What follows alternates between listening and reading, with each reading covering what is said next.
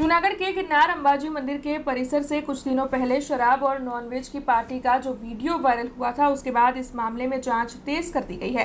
दरअसल इस मामले ने काफी ज्यादा बवाल खड़ा किया है। तब आपको बता दें कि एसडीएम की ओर से पुजारियों और कर्मचारियों के बयान इस मामले में दर्ज कर लिए गए हैं। तकरीबन 20 से ज्यादा लोगों के बयान अब तक दर्ज हुए हैं, ऐसी जानकारी सामने आई है।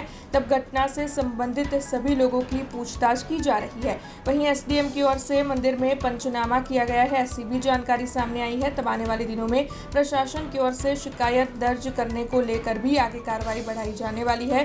तब इस बारे में ज्यादा जानकारी जूनागढ़ के एसडीएम चरण सिंह गोहिल की ओर से दी गई है।